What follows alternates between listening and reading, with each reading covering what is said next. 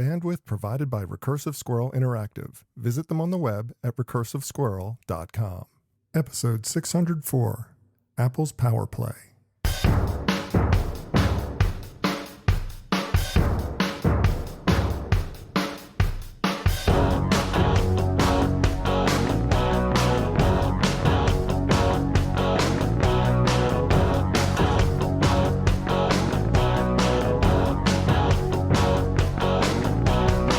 For Monday, September 14th, 2020. It's time for this week's edition of the BeanCast, a weekly discussion about the news and issues facing marketers today. I'm your host, Bob Norton.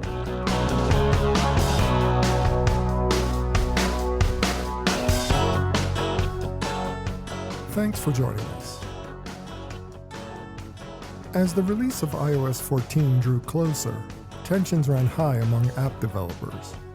Apple's plan to let users block IDFA tags has been incendiary to say the least, and Apple finally pushed the launch of the feature until next year.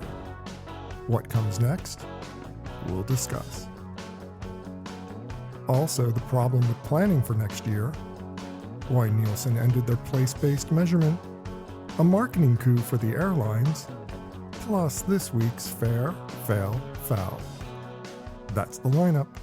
Let's meet tonight's panel.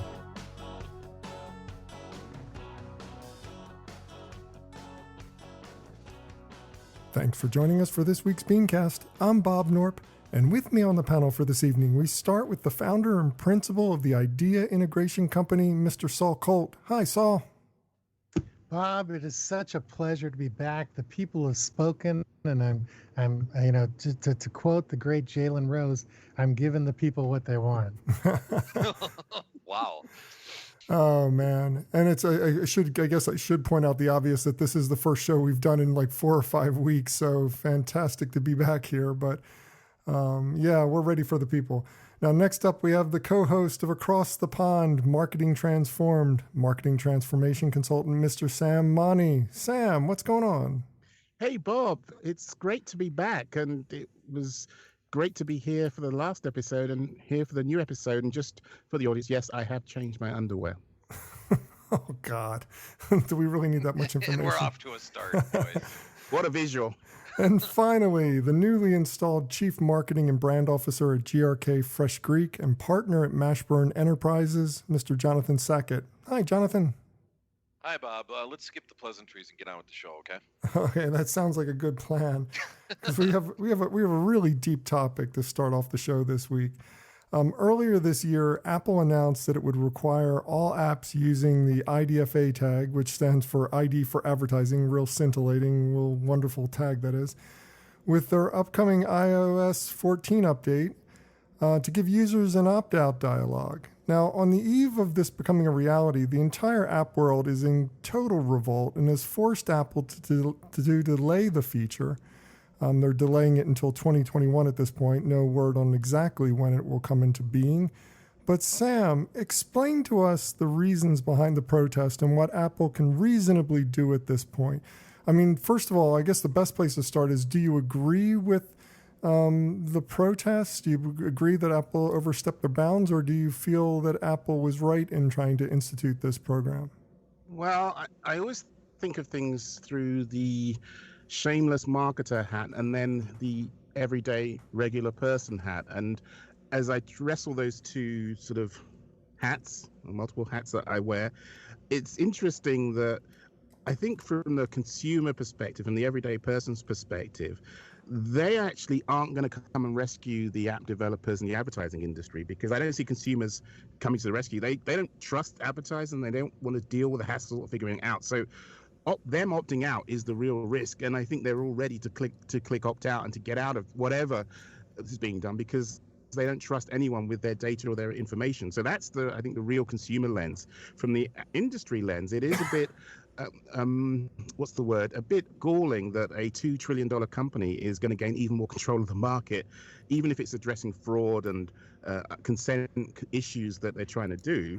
Yeah, that's the thing that bothers me most about it. I mean, this is this company continually positions itself as being for the consumer and protecting privacy. And so you think that this is a good deal, but it really does consolidate their power in the advertising space. It's not a really altruistic move on their part. Well, it's a kind of help me, help you situation. So yes, we'll help you with your consent issues by basically moving the market in the favor of Apple, which might or might not catch the eye of the FTC. And essentially, you're forcing people to comply with your rules and regulations and probably creating apps and taking a cut of that 30%, and the epic lawsuit drama with Fortnite and all that's going on, where they're trying to force people to use their system and follow their rules. Look, there is credibility in what they're trying to do, and I think the idea of this whole IDFAs, you're trying to ensure that the players, the ad networks, the apps, and then the advertised apps are all conforming to standards and following rules and trackability and traceability. But it's shifting the market. And yes, Apple, a $2 trillion company, are able to drive those rules. They announced it in 2018. So from researching this, I don't actually know if it's the SCAD network or the SCAD network. I'd prefer the SCAD network because it might have a musical influence. But anyway, the SK ad network that they set up in 2018 was saying that, look, this is coming. iOS 14 has said, okay, we're going to do it now. They said that in June, and now everyone's freaking out. But of course, pandemic, COVID, the whole industry, revenues are under crunch. Audience and view and traffics has all blown up. So people are really concerned about their revenue and protecting their bottom and top line. And so with all that murkiness going on, and I don't buy that the pandemic is at the heart of a lot of the protests about this. I mean, the publishing industry was in trouble anyway. I mean, I think y'all would agree with me on that point. The publishing industry had trouble trying to get revenue from advertising, from subscriptions. It was trying to balance between the two. It was already a really delicate balancing act, and now with Apple coming in and taking away this very important part of their premium ad selling features. A lot of these publishers depend on this tag in order to get premium ad dollars. Apple really put the screws to a really fragile industry at a critical point. I mean, I'll just quickly add before the others jump in. I'm just going to state the view that, hey, 70% drop in ad values because those players can't target as effectively or as well. It's going to screw up measurement, and everyone's going to have to shift how they measure. You're not going. This new system apparently is not going to deliver impressions. It's not going to record impressions, so you're going to have to change what it or isn't something that is of value to the audience. Potentially 80% of users will opt out of sharing their information. So it's going to cause a disruption, which is going to negatively impact a load of people. Yes, they maybe have been in a weak spot, but I keep coming back to this is the $2 trillion company that's grown so much in the last 12-18 months, and it has so much market power. Is this the right thing to do, and are there any checks and balances to keep them under control? Because are they being evil or are they doing the right thing? Right. That's therein lies the rub, is how many companies are going to be able to change? Because you got to remember that a good friend of mine, Tony Hunter, used to be the chairman of Tribune Companies, and I don't know if you guys know of Tony at all, but I think he just took over as CEO of McClatchy. But he'd be an interesting guy to get a perspective on this because I'll tell you something. I think we all know who's going to profit off of this and how they're going to profit off of this. But the question is, the publishers, the newspapers, those guys, this is also going to give them an opportunity, I think, because you got to remember, anybody who jumped the gun on paid for content, subscription-based content and things like that, they were the ones who went out first because people weren't going to pay for it. The average consumer does not understand how this works. So the questions to me is going to be, okay, how are the consumers going to be able to figure this out? Do they realize that there's a benefit and a reward by not opting out technically? So that's going to be the question. I don't think the average person understands the idiosyncrasies and the complexity of media hosting and media buying. Well, that's a really good point. Go ahead, Saul, and then I'll jump in. Well, no, finish your thought. I'll jump in. I mean, there's a really good point to be made that when you put the power in the hands of the users who are still left are much more engaged, advertising, accepting individuals. I mean, they're people Right. who know how the system works, and they're better customers. And it's better for advertisers in the end, because you're not wasting time going after all these people who hate advertising and wish they had this opt-out option to begin with. Well, that's right. I mean, But this business model to me is almost like bottled water. I mean, it's good for advertisers, but it's terrible for publishers no matter which way you spin it, because it means less eyeballs on the ads, and that's problematic. That's true. Very true. Go ahead, One Saul. thing I think this is a brilliant move for Apple, and they're the only ones that benefit it, because I really think they're going to be the last person standing, and we're going to see iAds come back, or Apple ads, or whatever they were called 7-8 years ago that they shuttered a while ago. Like it you become a $2 trillion company, and you've got shareholders that you're accountable to, and you got to keep moving that needle further and further and further.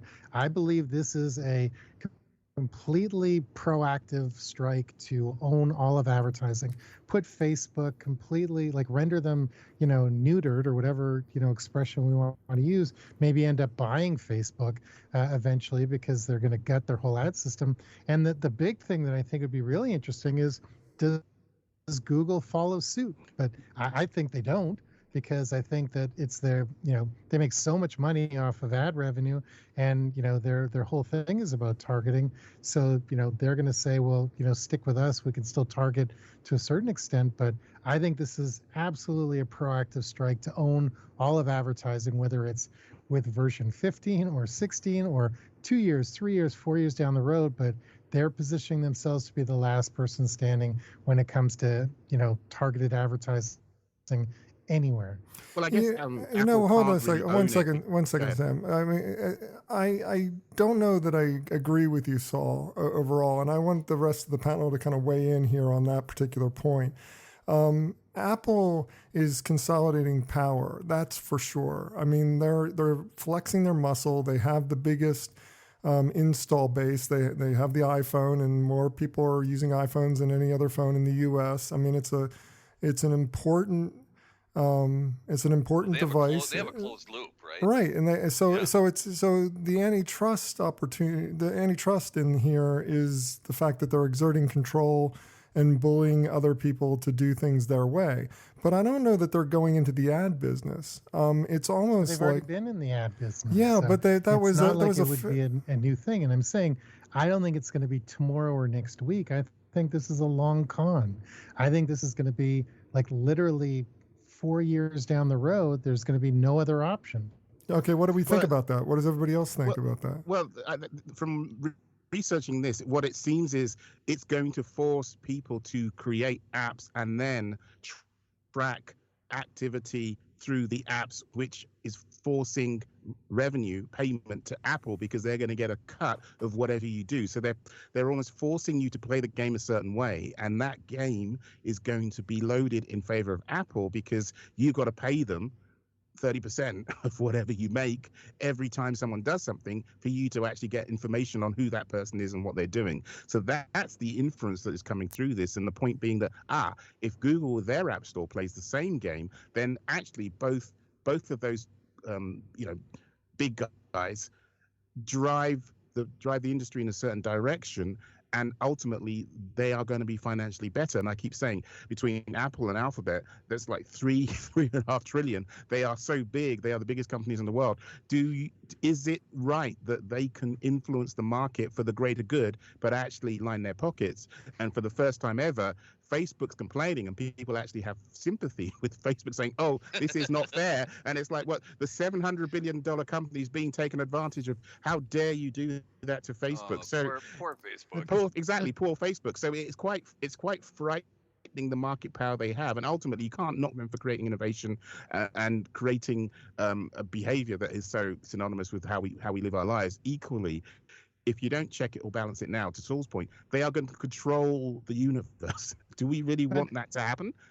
But also historically speaking, this is how Facebook, this is exactly what Facebook did. I'm glad you brought up the fact that, Apple benefit from the 30% subscription and every in-game payment and stuff like that. Because, it wasn't that long ago, and I'm really bad with timelines, so you guys can correct me, but maybe it was 5 years ago, 6 years ago, when every company in the world, major recognizable brand, put all of their fans in their company Facebook page, and they had no actual information about them. They could only contact them through Facebook. And then Facebook said, hey, if you want traffic to your Facebook page, you have to start paying us. This is kind of like how, apps and like, the Valley has set a precedent. And it's not that hard to believe that this is why I'm saying it's a long game. Is it a brand new revenue stream, and then they'll just change their mind eventually. Is it a plan though? And that's one of the things that I'm questioning, whether or not it's an ironclad plan, that they have this long con scheme going on, that they're going to control everything about advertising around the world. It's almost like they're consolidating power, and power corrupts. I'm more in line with that kind of estimation, because it's like what's going on in the country right now. It's just like we consolidated a lot of power in the president, and some idiot gets in there and starts playing around with it, and suddenly that office has more power and less accountability than ever before, because it's just like we consolidated too much power in there. So I can see that Apple, if it consolidates on this path, someone's going to come along and use that power at some point, and it's not going to be good for consumers, advertisers, or publishers. I think that silence says, yes, we agree. As I look at this, Bob, the problem, that's, I think, the fundamental issue. Is that the right play? Should we allow this to happen?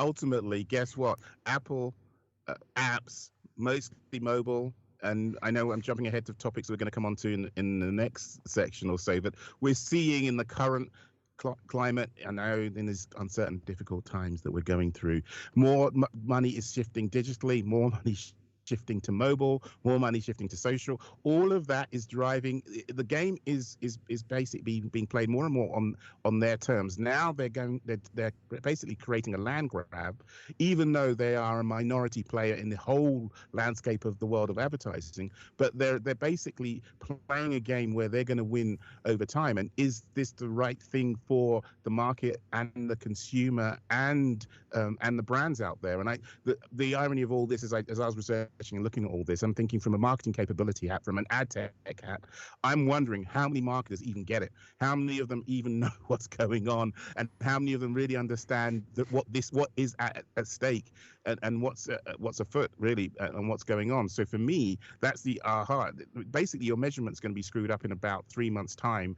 Once this goes live, are you ready for that? And the answer is probably no. So are you still going to be making bad ad purchases because you don't understand the new game and you didn't really understand the old game in the first place anyway?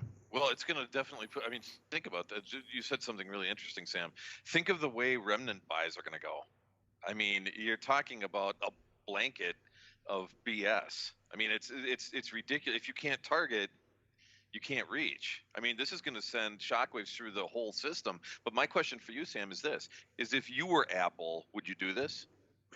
Well, as I like to think about my philosophies on playing fair and leadership and equity in the system, I would like to believe I would play fair. But remember, they've just become a $2 trillion company. They got billions in the bank.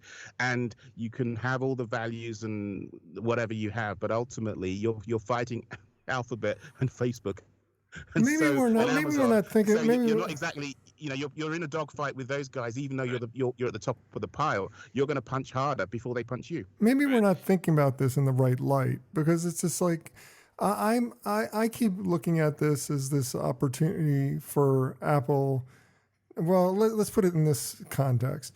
The move that Apple's making will hurt a lot of small publishers, but the big players in this scheme, the Facebooks of the world, it's not really going to hurt them.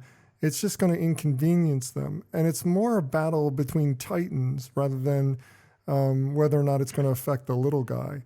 And it's the same with what's going on in the App Store. The App Store is killing the profitability of all kinds of small players, but it's Epic Games that's kind of going to war with them and setting it up. And I'm kind of like, maybe Apple needs to do, maybe Apple needs to play this tough in order to, hang with the big boys, hang with the titans, and make sure that their position in the pantheon of all tech is somehow secure.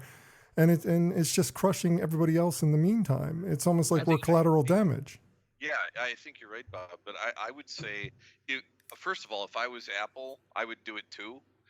I think this was just a long time coming, and I know this sounds like a strange metaphor, but the way I was thinking about this was bottled water.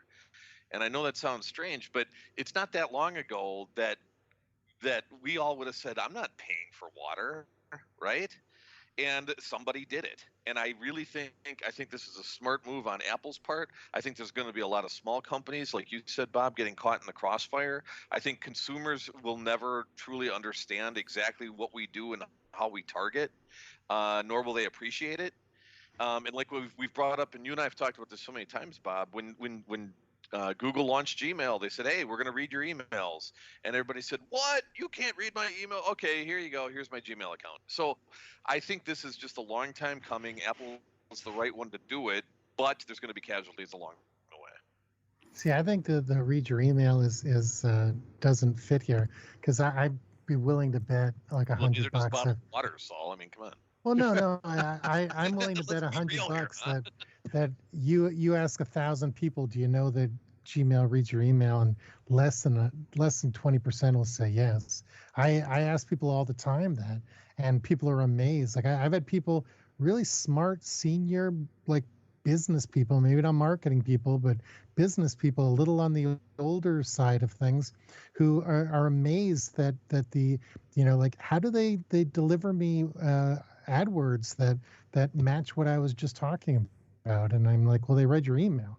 And they're like, their jaw hits the ground, their eyes pop out. It's like a Tex Avery cartoon. Well, my point with the Gmail thing, it was more about, and I see where you're going. My point was more about, look, people get outraged when there's a cumulative outrage that when people say, "No, you're looking at you're sniffing my computer and you're doing this and you're doing that. That's terrible." But then you see the convenience, or you just forget about it and it goes away. So I think for something like this, like I said, whether it's bewilderment that people don't understand a business model of this type, or whether it's people just saying simply, "I don't care." So they're the same group to me, because I'm sorry, apparently I'm getting arrested here. I don't know if you guys can hear those sirens. But, no. I mean, but just somebody from Apple, I think. Well, exactly. They've sent them the people. These are they have Jonathan contacts. Sackett, and so there's only two things I'd have to say. Firstly, I wasn't sure if Saul was saying marketers weren't intelligent or not. I wasn't quite clear. So just to the audience, he wasn't insulting you. And then secondly, I think from the consumer perspective, at the end of the day, helping me opt out because I don't trust you shady people with my data is actually something consumers want to hear. So if Apple own the narrative, they will get this through, because the ultimate end user of their products is going to say, yes, help me opt out or pay me for using my data and give me that control. So ultimately, I think they've got a great message for the consumer, and it's the industry is going to struggle to fight that battle. The only thing I'd add to that, Sam, is that I think you're right, but I think it's more about the illusion of control, right? So it's perceived control by the end consumer. Yeah, well, you all know that this reality, even if you click the opt-out button, half the time it's being leaked. All the research shows that even if you don't have things linked or connected, or you opt out, the data is still being leaked or shared somehow. Well, it's being leaked, shared, or inferred. Yeah, so basically it's a murky system. Will this clean it up? We shall see. But again, if Apple helps clean it up, they win and get all the money from doing that. So maybe there is some good that comes out of it. But as I said, the consumer is going to side with Apple as far as I'm concerned. Well, something that needs some cleaning up is next year's ad budgets, because according to the IAB, only 9% of ad buyers now have a clear budget for 2021. That's pretty low. I mean, it's like, especially considering we're going into the fall, we're hitting September at this point, banging on the door of October, and we don't know what our ad budgets are. There's no clear plans about where we're going to go and what we're going to do and what we're going to spend in 2021. So, Jonathan, is this delay in commitments just pragmatism or a reason for serious concern here? What's your thoughts, beliefs, and what do we do? Well, it's interesting because right now I'm still trying to finish my Q4 budget, so we'll see how it goes. But that's a whole nother story. you have a reason. Trust me, I'm having a lot of problems. You know what? Okay, so here's the way I look at it. I think that what's happening out there. First of all, I don't buy that. I don't think this is cause for alarm. That percentage seems so ridiculously low that maybe people haven't solidified their entire budget for 2021, but it's certainly in the working. So now the thing is this. Normally I would agree with you, and I'm very skeptical of all this kind of survey data, but this comes from the IAB, and they have no vested interest in telling everybody that they don't have any commitments for 2021. So, I mean, it sounds like a pretty reasonable. I just don't know. I don't know what their methodology was behind the data collection. So I really can't say. It sounds fishy to me, but that's just my opinion on that. I think, look, the thing about it is this, is that I have been saying this for years. There's an inherent difference between e-marketing and e-business. And I've always looked at the business as being like the board game of Risk, if anybody even remembers that. What you do is you set up your armies and to play offense and defense for you around the planet, right? Well, the thing is that so many companies, because of, the pandemic and all the problems we're having in the social unrest and blah, blah, blah. Because of those situations, what it's done is it's put everybody on their heels, and those that weren't prepared from an e-business standpoint. Now, I'm part owner and part running of a restaurant chain now, right? Mm. And we're in the middle of expansion, and 65, depending upon how you calculate this, but 65 to 70% of our revenue has been from catering. And we are only in Dubai, Manhattan, and DC right now, but we have over 300 locations coming at you next year. But the point is, that was my quick plug for myself. But the point is that if this is the bright man who gets involved with a restaurant chain in the middle of a pandemic. I got to tell you, man, and it was probably the most brilliant move that these guys ever did. I know. It sounds like it is. I kid with you. This is actually a really good idea, but still. Well, because we're getting all these restaurant chains are going under, and what was once valued at 300 million, we're getting for 20. So there's a lot of good things happening because of that. But my point back to the question is, if these guys, if they're not planning to fail, so in other words, food delivery is going through the roof, right? How can you take advantage of the situation to get your product in the consumer's hands? I think what's happened is a lot of these companies got caught with their pants down. I've got a ton of friends in the franchise industry. Jamal owns over 100 Papa John's as it is, let alone other things. But that infrastructure was built for delivery. So those guys are doing great. I think what's got to happen is people have to get ready to play offense and defense. I don't necessarily believe the statistics, but if you say, okay, I'm part owner of a restaurant chain, how am I going to get my food?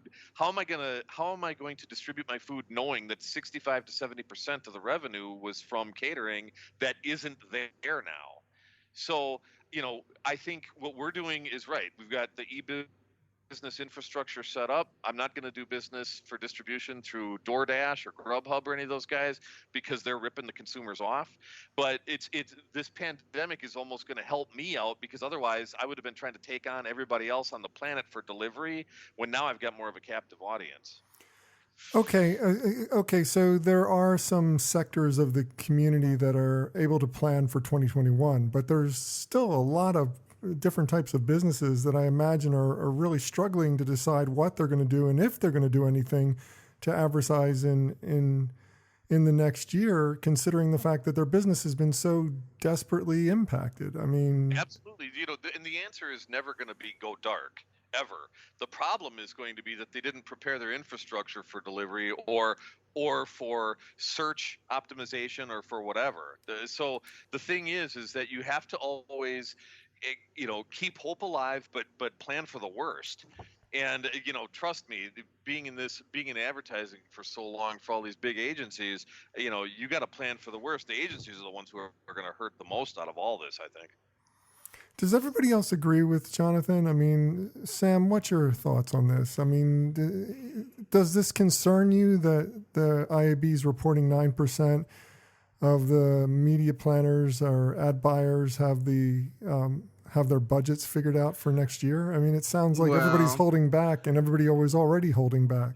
What's the baseline? Was it 15% the prior year when nothing was going on? So I'm not so sure that it's never been great and stable, and this event has forced a seismic instability, and there's going to be winners and losers. And as Jonathan was talking about, I'm just going to speak from a macro perspective. We've seen in the stock market that does not represent society. So the billionaires got richer.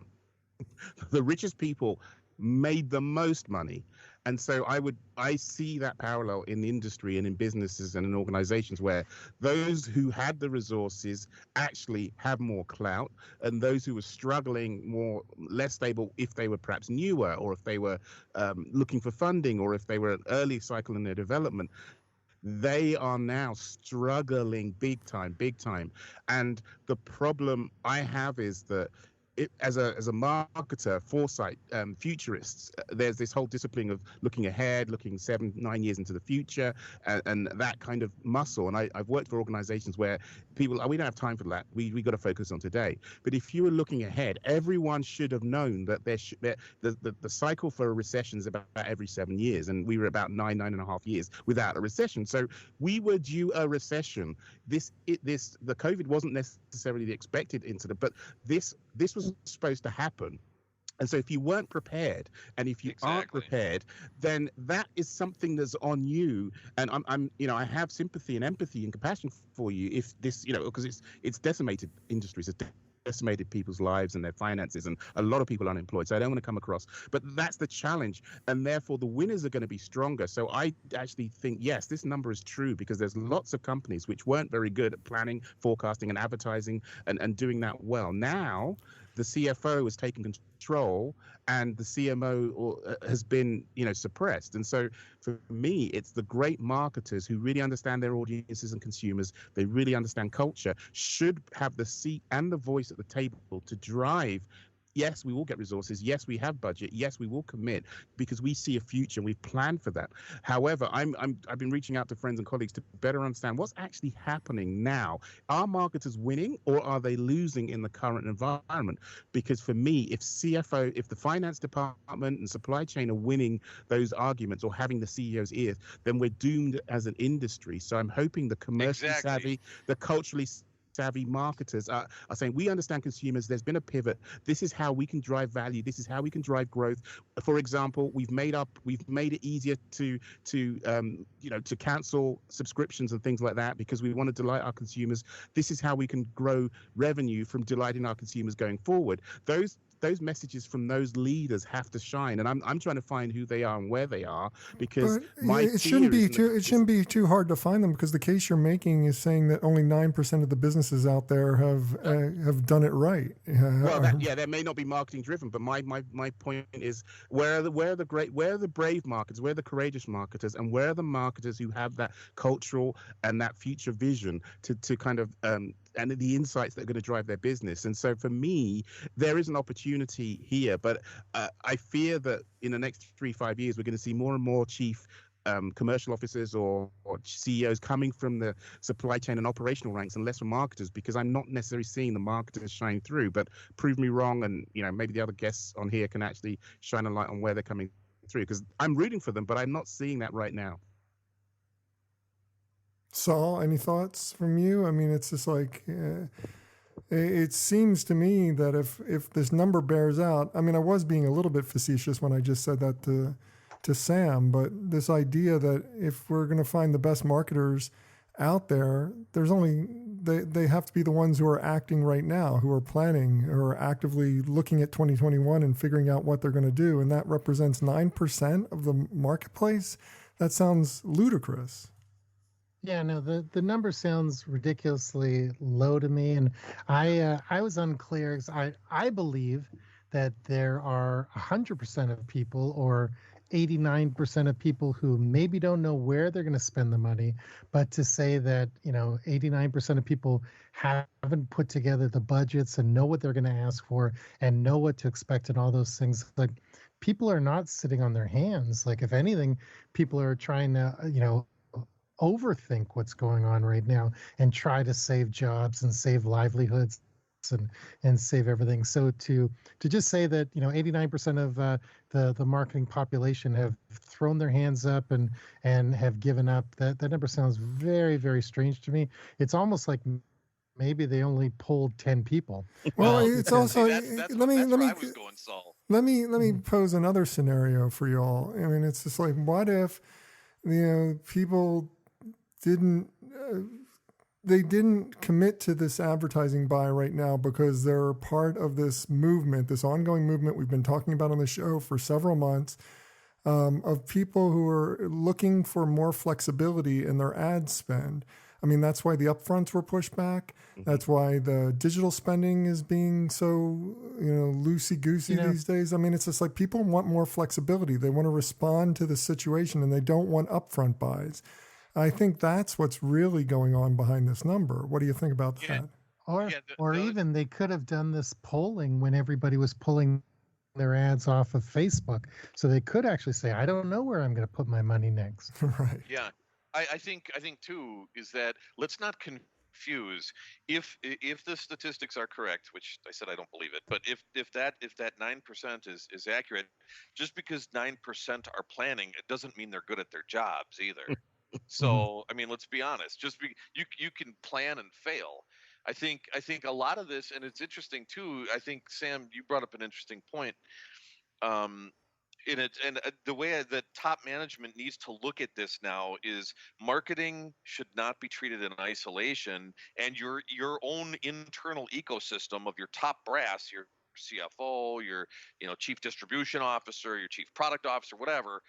Titles are getting nuts nowadays, but we'll get into that. But I think what's got to happen is that ecosystem of financial and fiscal responsibility working hand in hand with the technologies and the platforms and the marketing officer working together in cohesion. Because if the paradigm shift happens and the CFO is now in charge or whatever, pick a chief.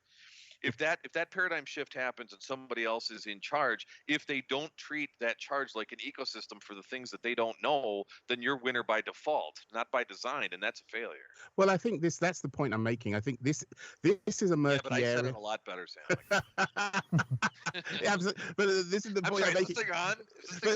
But this is my point. This is the time for marketers to step up and not through arrogance, but actually to be able to join the dots of, as I say, culture, business, consumers, insight, and value creation, and shifting priorities and demanding how you actually organize externally as well as internally. I was looking at the IAB source, and one of the things that was interesting was social. The projection for social was up 25%, and this is in the era despite concerns about brand safety and consumers posting controversial content. So if you let the finance and the supply chain people in charge, they're going to say, no, with all this Black Lives Matter and all this other social stuff, no, we want to stay off social. But actually, that's the wrong answer. And if you understand culture and you understand business, you do that. I was also looking at some HubSpot data just in general. What they do is they publish their benchmarks for what people are doing. And from the analysis I saw, there was actually a 10-15%, certainly 2020 so far, reduction in ad spend. So you can actually punch above your weight if you do spend and if you understand. So for me, using a benchmark is not to fall to the benchmark, but actually see what the opportunity is. The other thing I saw, there's 30% increase in marketing emails sent. So your marketing emails have to be better than everyone else. You can't just play the game. You have to be superior, you have to delight, and you have to be awesome. So there's just Jonathan's point, there is opportunity for the winners, but also how do you think about things and how do you think about the future and stop playing for today. And finally, I'll shut up. I work with a nonprofit. I'm on a board of a nonprofit called Cathedral Kitchen, which is in Camden, New Jersey, and they help people out with food insecurity. And the bottom line is, we have just created our strategic plan for the next 3 years in the midst of this economic crisis and everything going on, because this executive director and the board and the team there were able to look for how do we operate today, but also how are we going to look ahead for the next 3 years. You can actually do both and plan for both. So that's the inspiration I want to give to marketers and the industries. You have to be able to do it. You can't. 9% is too low. Ladies and gentlemen, step up. Sam's tirade has been brought to you by Red Bull. but that, I mean, that's why I have such passion, because I've seen that, yes, everything can be going crazy outside and there's chaos and everything, but if you feed into the chaos, you will lose. So step up and stand up. And I think for me, I'm disappointed, if the data is true, by the people who represent what we do. And I think they can be better, they should be better. And I'm hopefully, call out, reach me, email me or call me if you want some help, because I can see how you can move forward. He's lonely. I think there's a lot going on over there. Well, we got to move on to our next topic. We've got two short ones we got to get to before the end of the show. And first up, despite the fact that place-based media and advertising has been an important growth area up until the pandemic, that's obviously put a real damper to this, Nielsen is ending their metric here.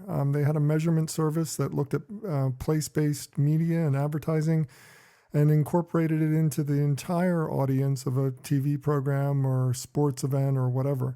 Saul, is this short-sighted or justified, this move by Nielsen? I mean, obviously place-based advertising isn't as important right now while you can't go places, but it seems like it's short-sighted to me, because it's such an important metric overall for every piece of content and for all advertisers to know the total audience in every venue. Yeah, I was surprised to read that they're shutting this down. So for those unfamiliar, place-based basically tells advertisers where something was viewed, and most of the time it's on what device. Because of COVID, there isn't much need for brands to know if you're at an airport, amusement park, college campus, or a movie theater. But I have to guess that the real reason it's being shut down is one of two things. Probably wasn't profitable, and two, place-based is made up of many diverse local venues providing traffic counts with not a lot else. This info is hard to standardize, and while this info is smart, the smarter information that advertisers really want to know, and this sort of goes back to what we were talking earlier about IDFA or whatever those initials were. They want to know every person who was exposed to the ad, and not just how many people were in the room. So that's the other reason why I think perhaps it wasn't profitable. I would assume that they would just sort of, put this thing, on hold for a little while until the world resumes back to normal. But to see that they're completely set on just shuttering it leads me to believe it just probably wasn't profitable, even though the idea of it is quite sound.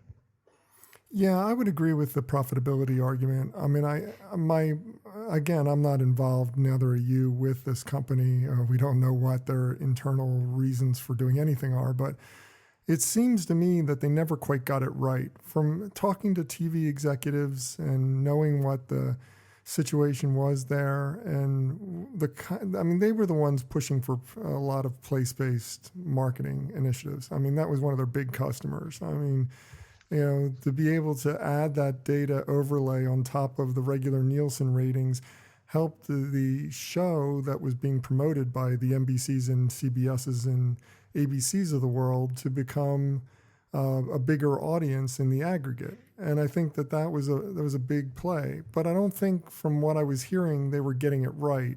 And they had a lot of struggle, a lot of investment. I don't blame them for kind of shuttering it. Even though it makes no sense in the long run for them as a measurement service. I can see in the short run it doesn't make sense to continue pouring money down a drain that is not actually going to be anything in the end. Jonathan, would you agree with me on that? I mean, I don't know if you know anything about what Nielsen's been doing. Absolutely. I agree. I think the thing about it is I think Saul said it best, and I won't repeat what he said, but I do agree that look, this is short-sighted. It's COVID is an excuse to get rid of something right now. I agree with that. It doesn't mean that it necessarily goes away, and I wouldn't have positioned it that way, because whether you're buying media or creating some initiative, it's who, what, where, when, why, right? And when and where and how are components of that. I don't know. It seemed weird to me that they would even announce something like that. It's almost like, look, let's shelf it for now because it isn't that useful, and it's got to be a profitability measure, because what else could it be? That's the only reason. They just found an excuse to shelf it for a while, but it's going to come back. It's going to be more like a see you later, I think. Sam, any thoughts? Or maybe Sam's not here anymore. Here, I'll speak for Sam. I think I'm here. Smart. I really think Jonathan is I was going to have a rest, but then after people stood in for me, no, I will not let you speak on my behalf. I was looking at this, so I pulled the Nielsen. So I looked at the article and I pulled the data of basically the spaces measured: airports, amusement parks, bars and restaurants, college campuses, hotels, malls, sports venues, retail, and so the list of places where they were measuring are all the places we are now seeing on TV empty. Hudson Yard, I think in New York, was just like reopened. So the reality is who's paying to do it, who's buying the data, and who's using the data. But to the point everyone's made, clearly, as human beings, this is all going to come back. So the opportunity for an entrepreneurial organization may be actually set yourself up to succeed and be able to track and measure in those places, because if Nielsen have stepped out, but there's potential opportunity because it's going to come back in some way. So maybe there's a business opportunity for those of us on listening to this show, or perhaps even on this show. Yeah, the data's there. So, I mean, someone's going to do something with it somewhere. I just thought it was just a weird thing to announce. Yeah, it seemed very odd. I mean, I think we're all in agreement they should have shelved it. That's right. A reasonable thing to do. Say, we have to lay off the staff or furlough the staff. We have to shelve this right now because it's not actually generating any revenue right now. But to kill the business entirely and say it's just, we're done with this, makes no sense for any kind of long-term play. So maybe it was reported wrong. Maybe that's what they intend to do, but it sure came off weird in the press. Well, the final story of the week is actually a good one. United kind of freaked me out this week when they sent me an email and they told me that, hey, you know what? Change fees. We're not going to charge you anymore for change fees. If you need to change your flight, you don't have to pay that $100 fee, that $200 fee, whatever they were charging. You just have to make the change and it's all good. You pay the difference in the ticket price. They were the first to do it. Then all the airlines followed suit really, really quickly. Marketing brilliance or just desperation? What do you think? I mean, I'm voting for brilliance, obviously, but do you all see it as something that's real smart for marketers, for the marketers in the airlines to be using right now, or is it just a sign of total desperation as a result of the fact that nobody's flying? I didn't catch the brilliance in it because the people they're speaking to already are holding credits with them. So this isn't going to make me decide to fly with them over someone else if I ever decide to fly. They're basically like Sam was talking about. They're just trying to be delightful and show a little compassion in an awful time. But at the same time, they're basically saying, please fly somewhere, because we're never giving you this money back and we need more money from you. So I didn't see the brilliance. I thought it was more of a life raft and a brand life raft than anything else. Yeah, I would, as my name was called and invoked, I feel obliged to speak. And I was thinking about this, and yes, there is a compassion and a generosity angle. However, I'm going to go on another rant. If you think about the industry and the service and the product they've offered over the last few years, they've basically been in a race to the bottom by reducing leg space, adding bag fees, adding seat placement passengers fees off of the plane.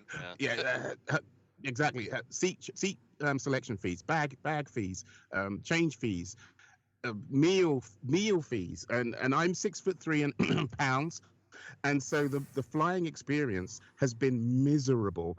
And this has basically removed an irrelevant barrier. So this is not going to make me want to fly, because my biggest concern is over safety and feeling okay to get on a plane. And I think two of the airlines, actually United and American, still are booking middle seats. So the irony here is, for me as a consumer, they haven't removed the right barrier, and so it doesn't solve the fundamental issue that they have.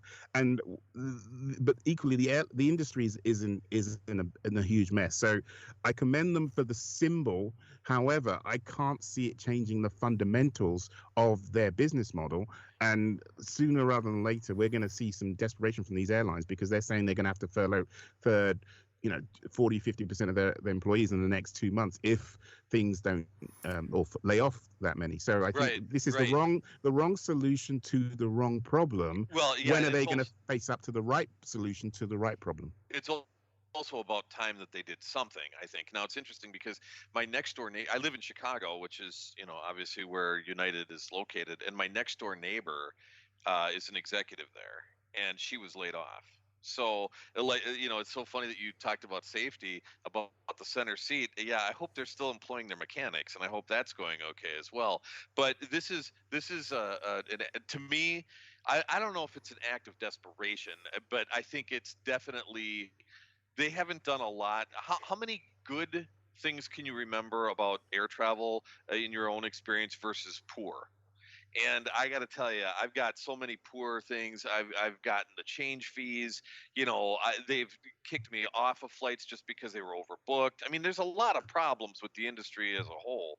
I just think what they're doing is one nice little thing, and everybody's going to try to capitalize on it. I hope they do more nice little things, because the industry itself could use it. It changed the conversation, though, and I think that's important for the airlines at this given point. I mean, it's the same thing like the insurance companies. I mean, I was all loving the fact that the insurance companies were giving rebates. It made so much sense, and then I found out that California made them do it. In fact, we had a show named that. Right.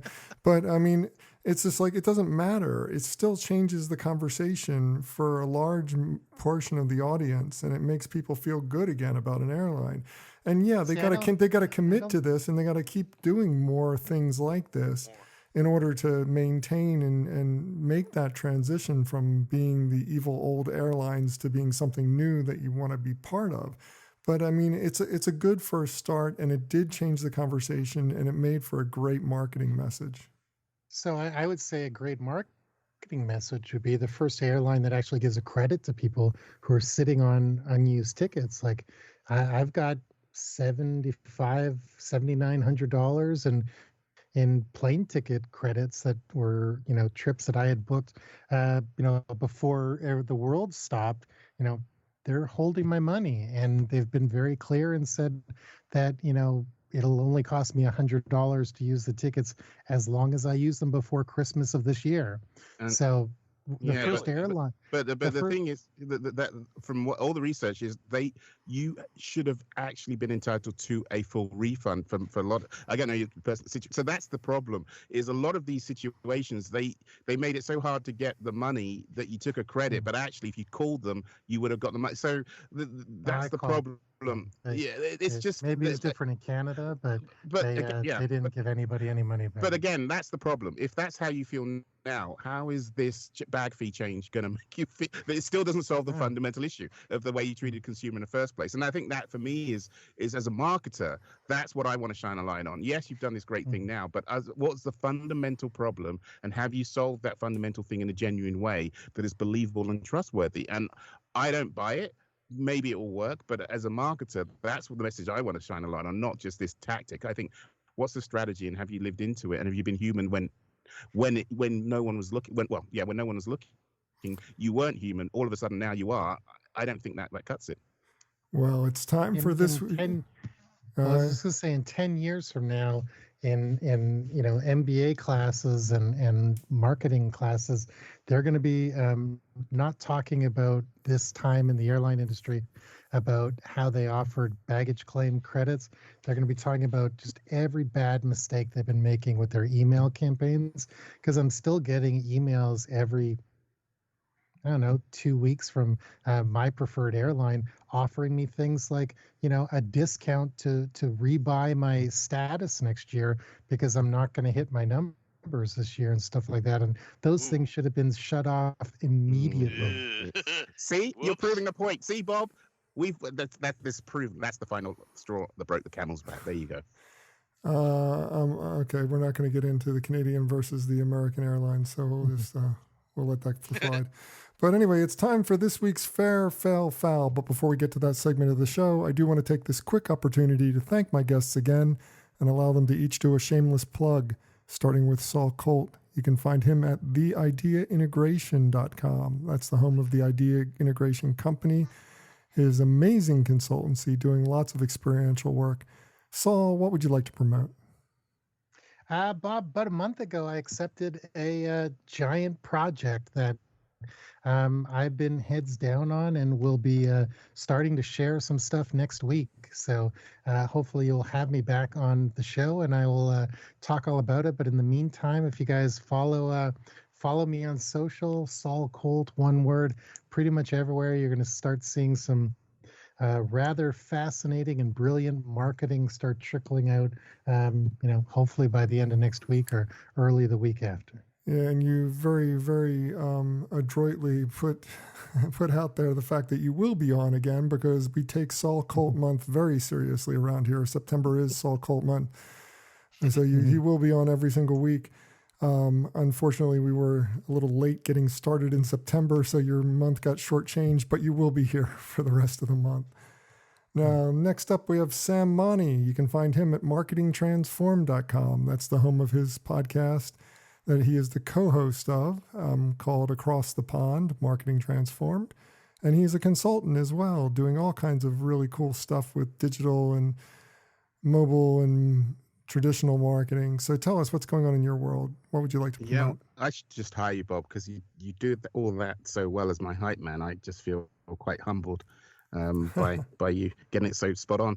I'll add, yes, I'm really enjoying the podcast with Chris Lawson, my co-host, and we are approaching episode 52.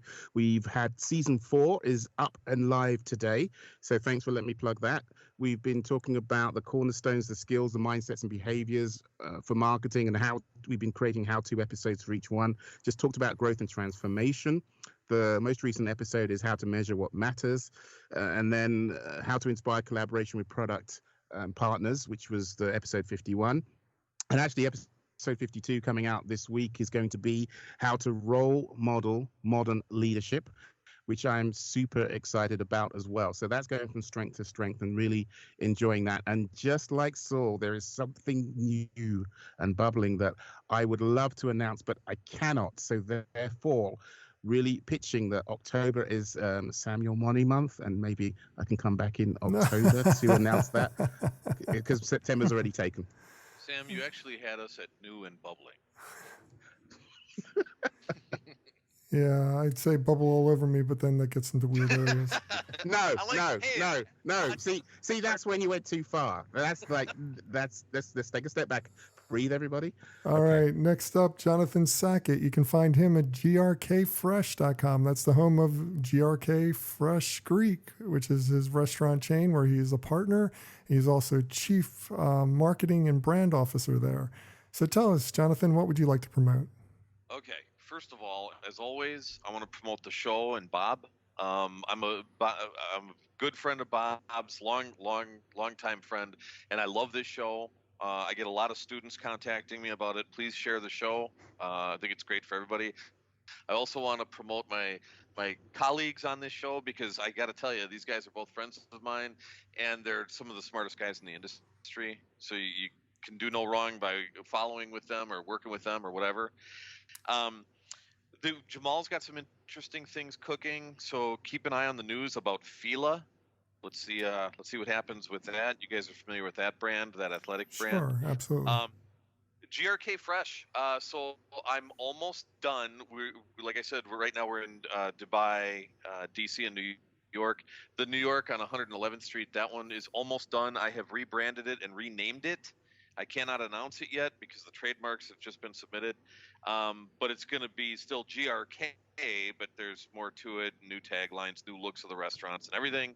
We are massively and quickly expanding, so I'm really looking forward to that.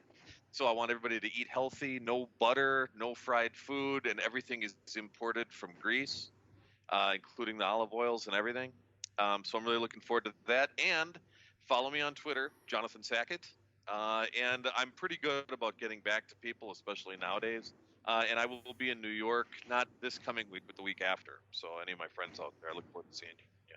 Fantastic. Hey, can I guess what the new name is going to be? Yes. Is it GRK Sackett? Hey, yeah, I tried that. The board wouldn't take it. What's their problem, right? As for me, for more information about me or the show, visit thebeancast.com. There you can find a complete show archive. You can find out how to consult with me. And of course, you can even find out how to advertise on this program. So check it all out at thebeancast.com. And now it's time for this week's Fair, Fail, Foul, a rundown of the best and worst of advertising, marketing, and public relations from the last week. First up, did you guys get a chance to see the Playology ad? Did you watch that ad? Yes. Okay. Yes, I did.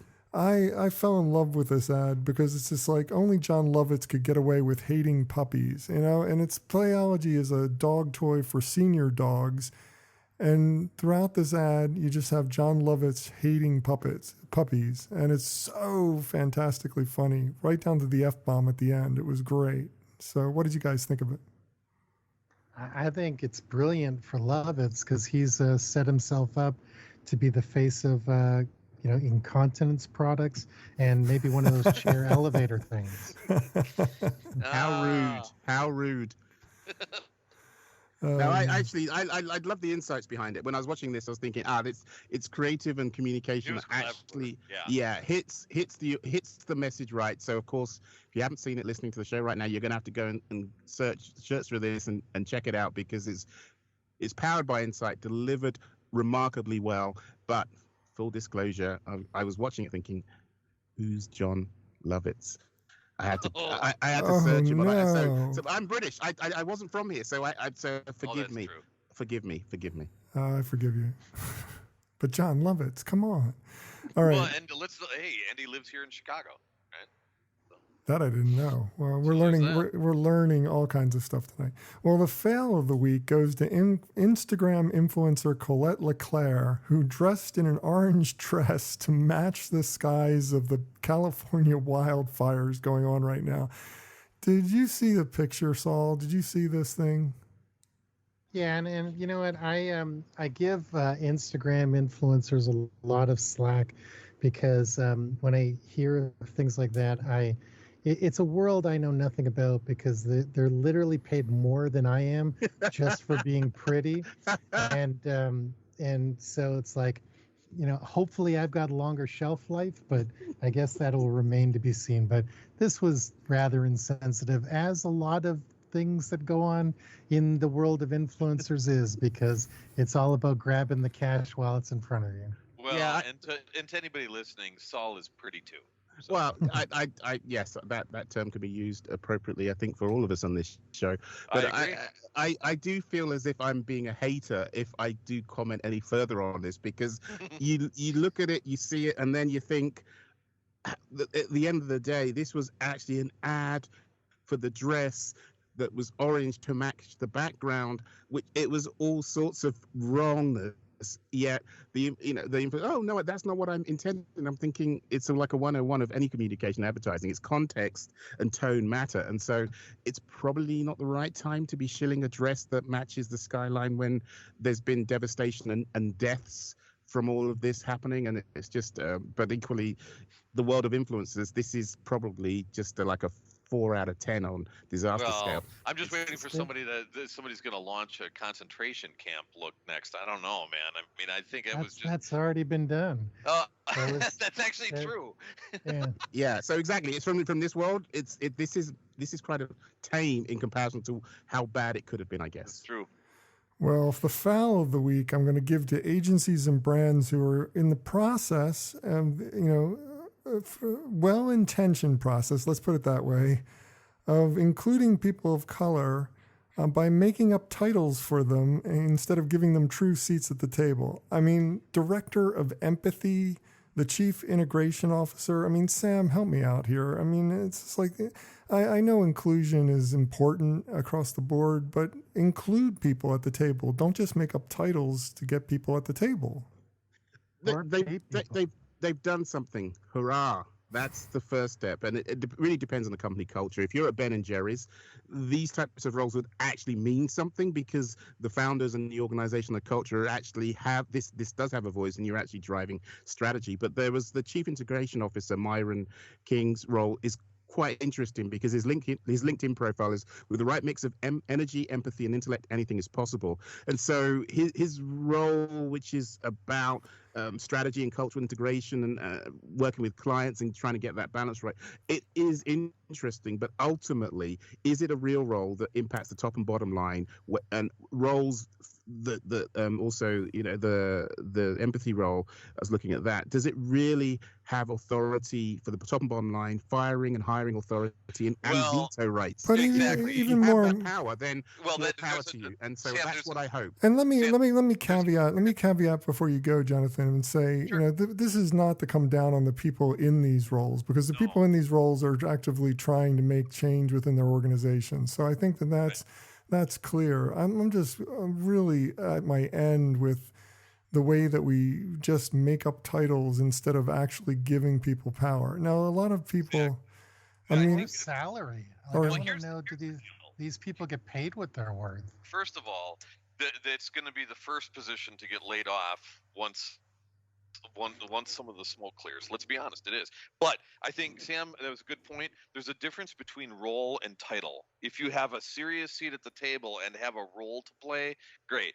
I think it's getting a little bit ridiculous with some of this stuff, just because the thing about it is that having worked, I've been a chief at DDB, Ogilvy, Martin, right? So I've played this game before. And the thing about it is that the more people that you hire with inflated titles like that, as long as the client funds it or pays for it, you're making more money through each billable hour, through each person. Now, it's also an interesting trick, because if you're Ogilvy Global and you can go into Tylenol and say, well, wait, you don't want to pay for equality? This is our chief equality officer. You want us to tell people you're not paying for that? I mean, you're almost sucker punching the clients into paying for it and funding it. And I think it's a short-term win, not a long-term objective. I can't wait to see, like, that the YouTube thing where they do honest movie trailers.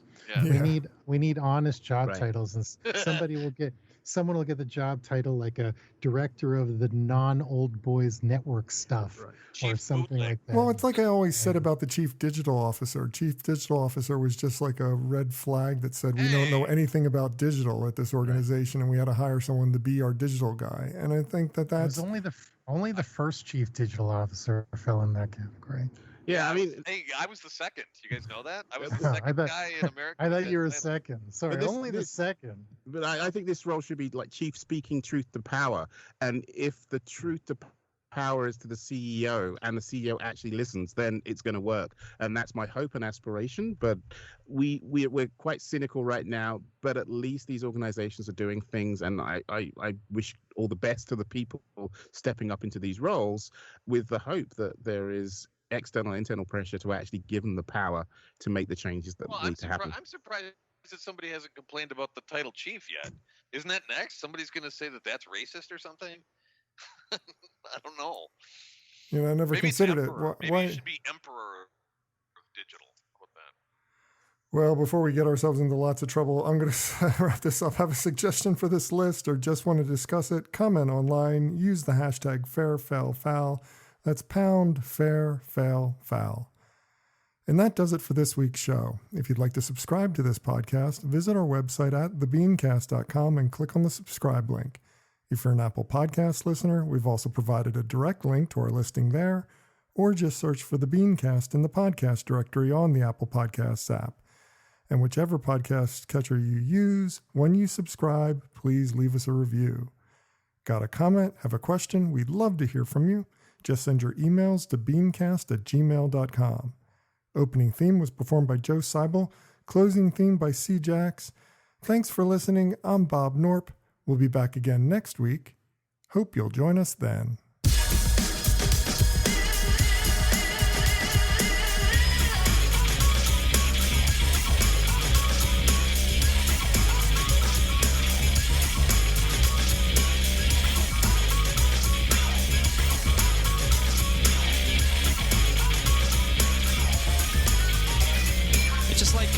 It's like, you know what I mean? It's like if it's, you know what I mean? I don't know, man. Just like, okay, it's like, you know what I mean? Like, it's like totally like that.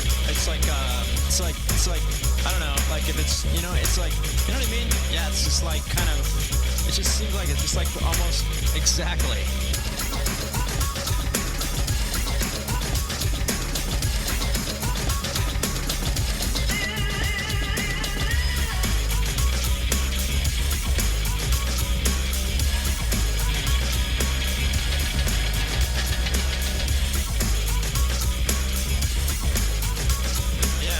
It's like exactly. Yeah.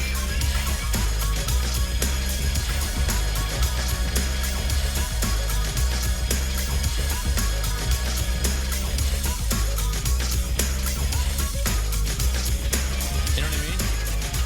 Exactly.